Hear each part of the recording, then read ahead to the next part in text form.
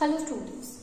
So students, in the previous class in this chapter, that is living things and their surrounding, we were discussing about that of the living things that you see that living things and their surrounding, it means their adaptation, and we have discussed till now the adaptation shown by that of the aquatic animals, and we have started with that of the how the aquatic plants are able to survive in the water.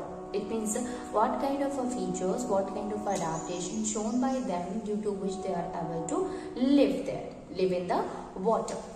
So you see students that when we had started with the aquatic, we said that what are the problem faced by the animals or the plants, that it is surrounded by the water. Okay, and if it is surrounded by water, so to survive they need oxygen. Okay, and as well as they have to float in them, because water current is always moving, so it will create a kind of a force there.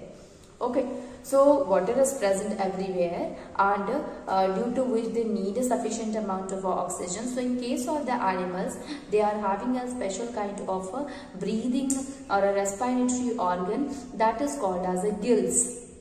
Okay, so gills is there which help in extracting the oxygen from the water itself. It means oxygen is dissolved in the water and we can extract the oxygen from the water.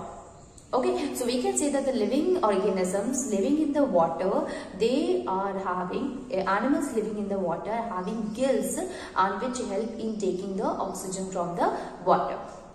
And exception is also there, student, that if we see in case of a dolphin or a whale, so dolphin and whale they are having blowholes, and this blowholes, since they are having lungs, students, so they help in taking the oxygen from their nostrils, that is the blowholes, which reaches to the lungs, and finally the respiration process can occur in case of the dolphin and the whales. So dolphin and the whales, they used to show the process of breathing through the blowholes they have.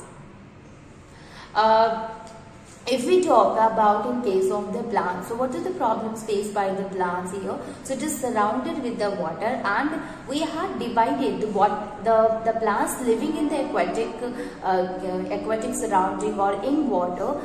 They are also divided into different types, in which we can say that there are plants which used to float on the surface of water.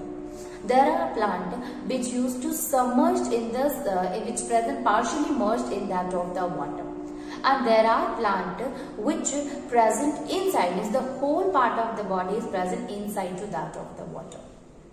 You see students, if we will talk about the plants living on the surface, so there all the part of the plant is present on the surface of the water itself. This next type of aquatic plant is there in which the roots are fixed in the soil under the water. The stem is present inside the water. It is present on, just below to that of the surface of water. But the leaves and the petals, it means leaves and the flower, it remains floating on the surface of the water. Okay, so leaves and the flowers present on the surface of the water, floats on the surface of the water, while the stem present inside and the roots are fixed in the soil. So this happens with the partially merged aquatic plant. So you can see that half of the portion is partially merged, so that is why we are using the term that is partially merged.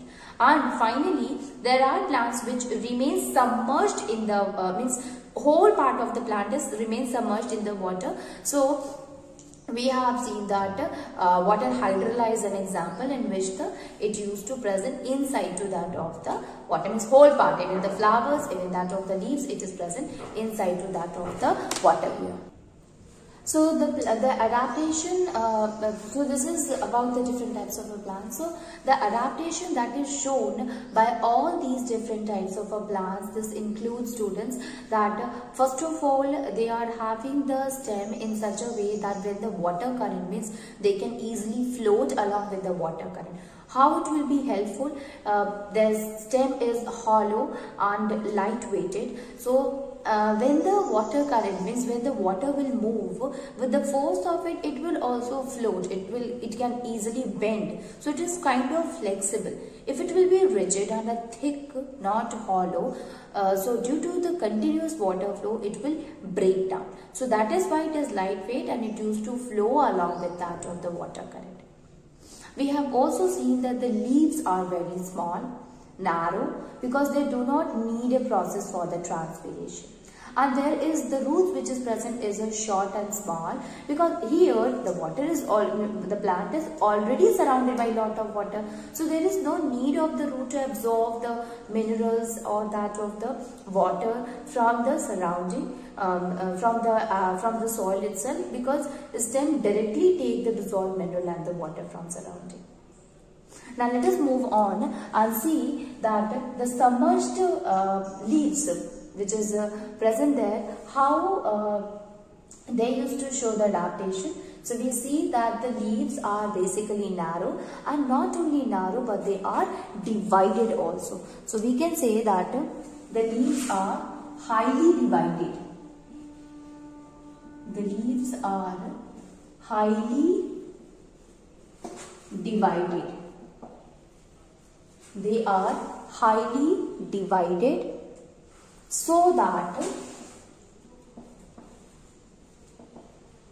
water can easily flow through them. Okay, water can easily flow through them without damaging them. Without damaging them. Okay, so without damaging, we can say it will going to flow easily. Okay, now the floating leaves are basically broad. Leaves are broad. The floating leaves are quite broad but flexible. So it is broad also, student, as well as it is flexible, and the reason is that which help them to move easily in the water. When you look at the leaf of an aquatic plant, it seems that they are very much similar to the plants, to the leaves of the plant which is present in the land, but they are flexible also, they are small in shape, and there are leaves which is broad also. So those who are broad, they are flexible so that they can easily move along with the water current, and they are divided, and the reason they are like of a ribbon shape also. Ribbon shape also leaves are present there, and they are highly divided also, so that if suppose they are divided, what will happen? The water can easily flow through it without damaging that of the leaves here. Okay. So this was about the adaptation shown by that of the aquatic animal or that of the aquatic plant. So we have seen here, student, one thing, that how the aquatic plant and the aquatic animals are having the different kind of special features with the help of which they are able to show the adaptation or they are able to live in the water itself. Okay, so they are able to live in the water since they are having such kind of a properties, they are having such kind of adaptation or the features due to which they live there. Now let us move on and try to see, okay, we have seen the habitat or the animals living on the land, it means the terrestrial habitat, and as well as we have seen the animals or the plants showing the adaptation in the water also. Now, is there any animals are there which can show both the kind of properties? It means they are having the features due to which they can adapt even in the water or as well as in the land. Yes, there are some animals which used to show the adaptation. So let us discuss the animals adapted in the land as well as in water. Okay. So let us see that the animals who had adapted themselves to live in the water as well as on the land.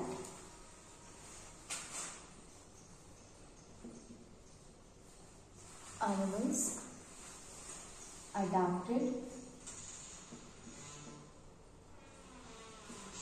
to live in water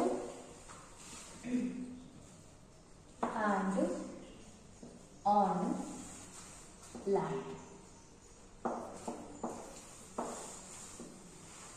So till now students, we have seen the animals who have a special features to live in the water and the animals who are having the special features to live on the land.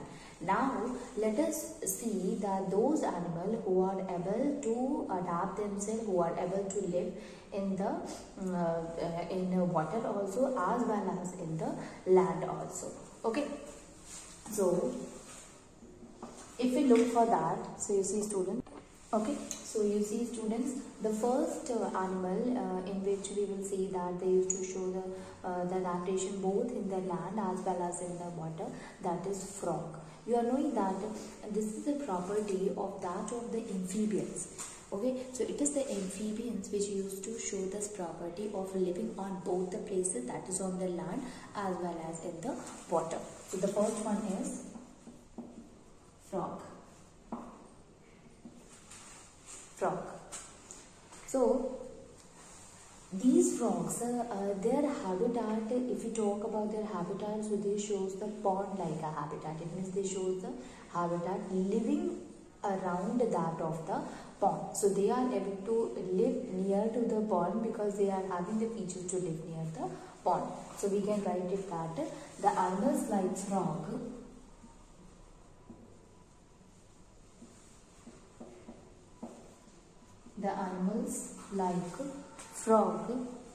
have ponds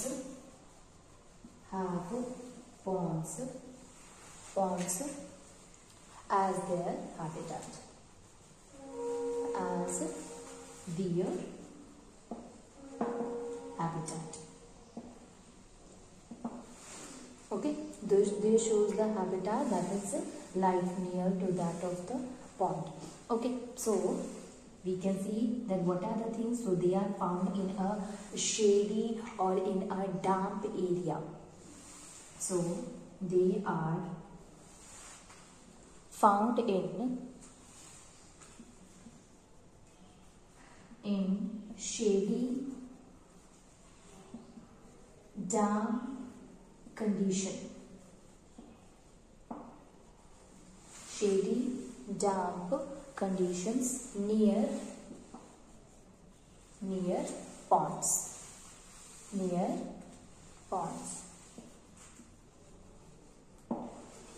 Okay, now they can live. If you look at the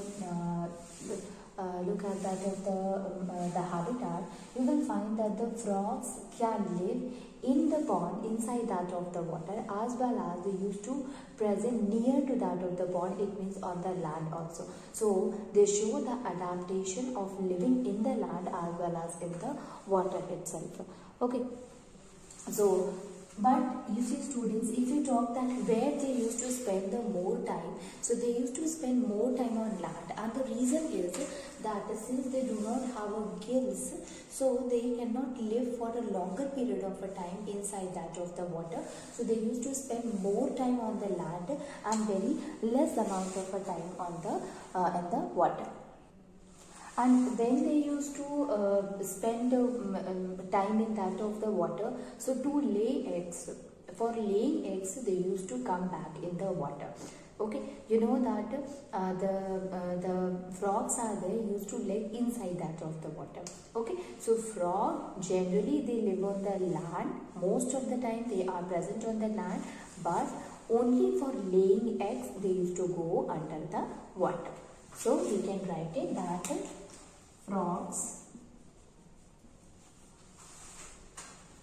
frogs spend most of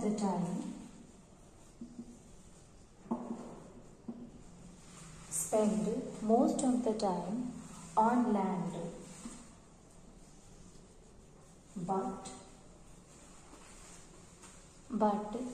come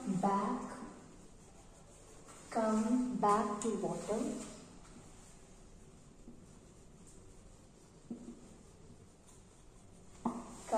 to water to lay their eggs.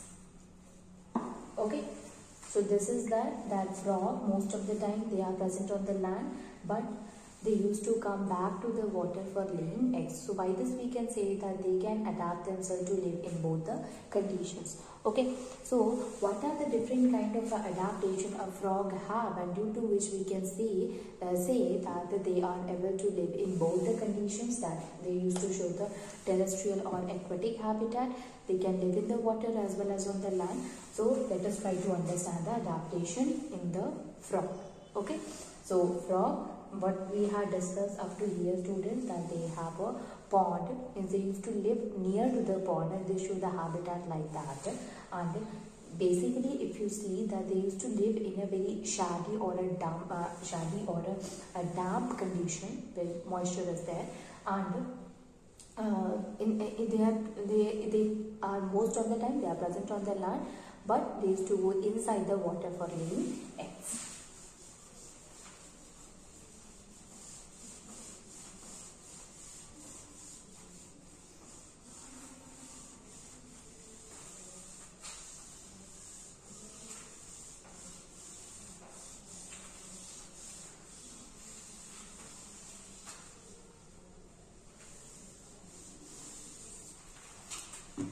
Okay, so the first one is, so the first adaptation that you are going to see in the frog, that they had adapted themselves, means their feet is like a webbed feet. Okay, so webbed feet is there because of having the webbed feet, you will say that it will help them to swim easily in the water. Okay, so having the webbed feet make them to swim in the water. Okay, so we can say that they have webbed feet, which help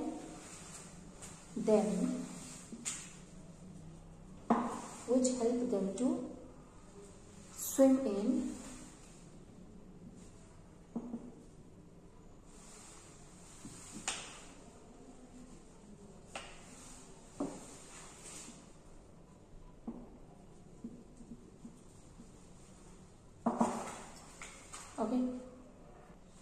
Okay, so it is because of this webbed feet.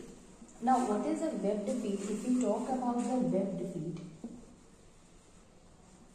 so meaning of the webbed, that in between to that of the toes there is a formation of a skin, and this formation of the skin will gives a shape of a web-like structure, and due to which this feet will help them to swim easily in the water. So it is because of this webbed feet they are able to survive in water, or we can say that their life is able to survive in the water because of the presence of the webbed feet.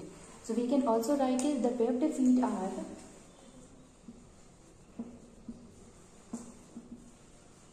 are formed, these webbed feet are formed from thin skin,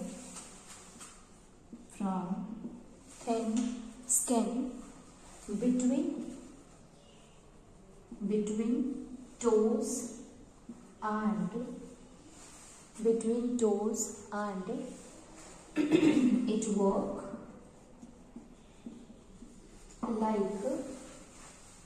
it work like paddles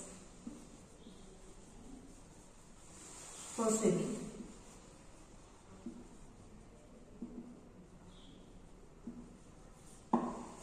So you see, students, that if we talk about the webbed feet, so meaning of this webbed feet here, that there is a formation of this thin skin. Okay, this thin skin is present in between the toes. Okay, so since it is present in between the toes, it will work like a paddle, and this paddle will help them to move easily in the water. So it is because of this webbed feet we can say they are able to live in water. Okay, so we can say that this adaptation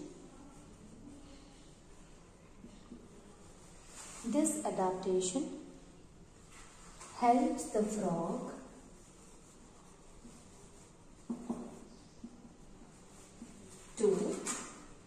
live in water. Okay, so this adaptation will going to help the frog to live in water. This is about that what kind of a feature they have so that they can survive in the water, or they are able to swim in the water. Now let us move on and see that what kind of a feature they have due to which they are able to survive in the on the land also. Okay, so they are having very strong back legs. Okay, so these back legs basically they help for jumping. You know that the frog they used to hop. Okay, for hopping or for jumping. Okay, so because of the presence of the strong back legs are there, and these strong back legs will help them to jump, and also it will also help in catching their prey. So for jumping from one place to another, they used to hop with the help of their strong legs, and not only that, this leg will also help to catch the prey.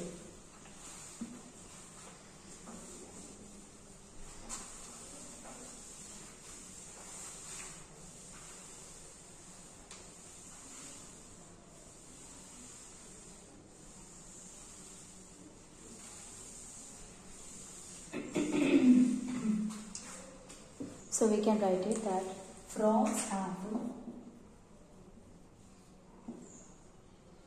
strong back legs. They are having strong back legs for hopping.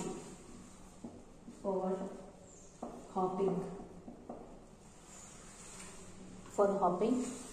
We will also call it as for jumping. For hopping or for jumping, and catching their prey.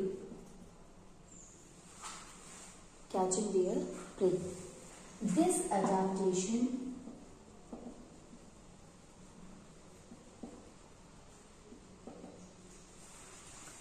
help them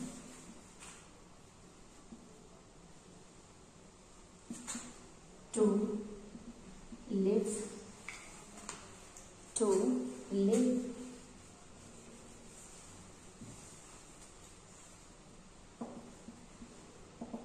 life on land. So this adaptation will help them to live life on land. So this basically are the different features of the frog, and it shows that how a frog is able to survive on the land as well as that of the in the water also. Now this was all about that of the adaptation. Now we will move to the last topic of this chapter, student, and that is acclimatization. Okay, so let us see the acclimatization, students.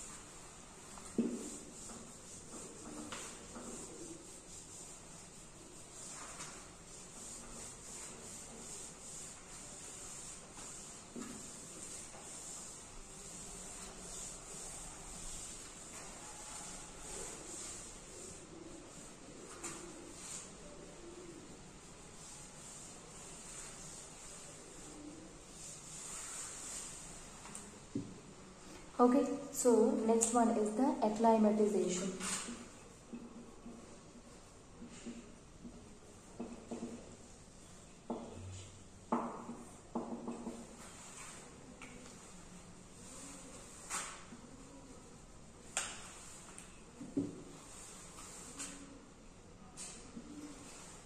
Acclimatization, basically what happened when we talk about the adaptation, student, we say that adaptation is what?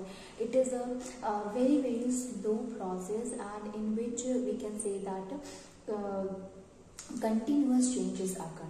Okay, so slow process in which the changes that take place in the organism, this changes does not occur at an instant, but it occurs in over a thousand period of a time, over 1,000 years, these changes occur. Okay, so we can say that the adaptation, whatever the adaptation we had discussed right now, whatever the special feature, it is not like a 1 day or a 2 day that they got this adaptation and they had adapted themselves and they got such kind of a features that they are living in such kind of a habitat. No, here they have adapted and this adaptation and this features that they gain, it occur over a long period of a time.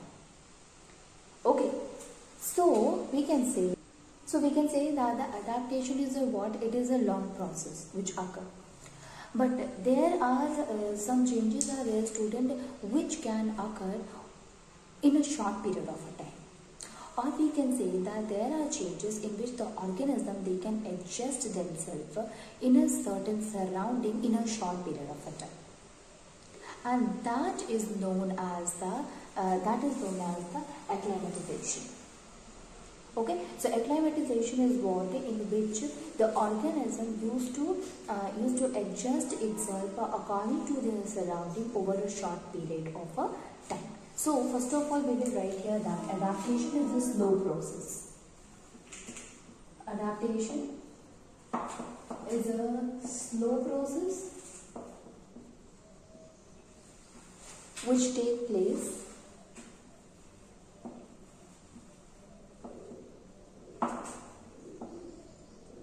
over a long period of time.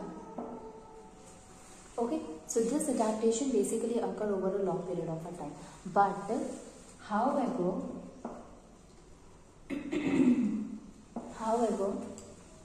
some changes which occur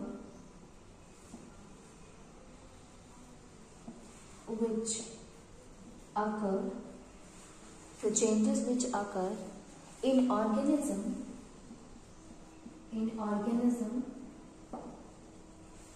organism over a short period of a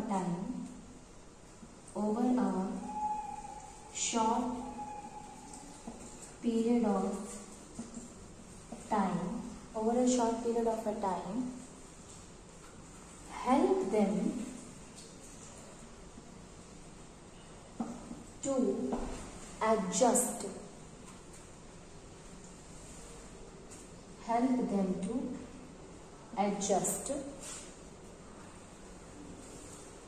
to their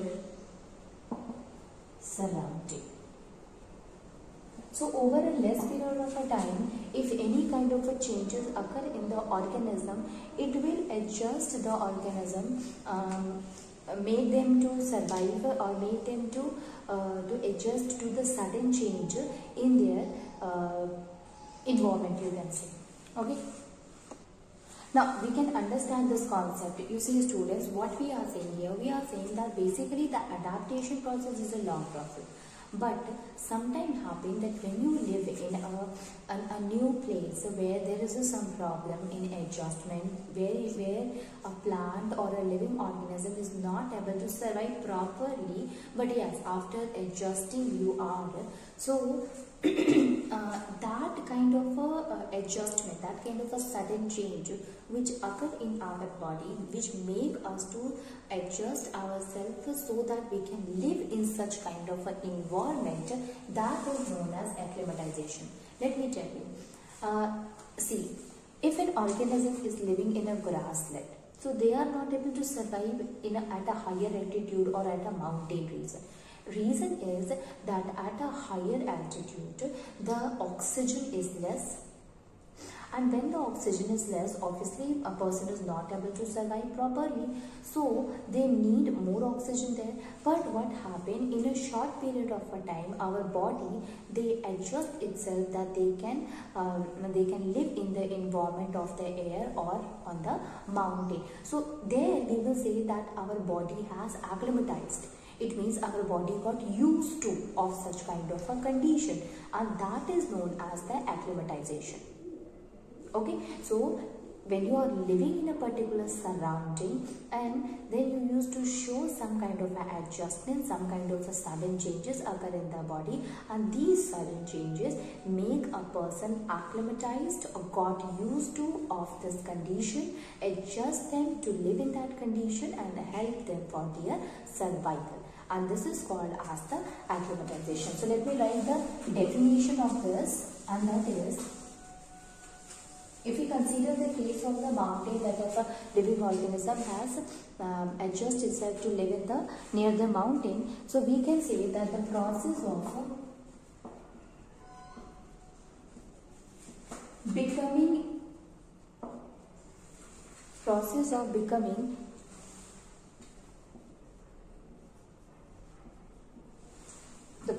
of becoming accustomed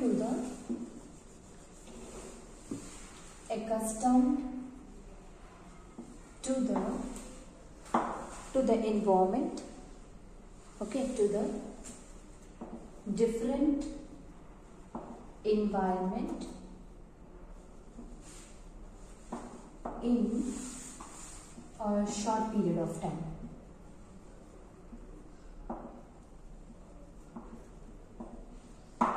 Okay, so process of adjusting themselves in such a way that they can live in a different environment over a short period of time, that is known as acclimatization.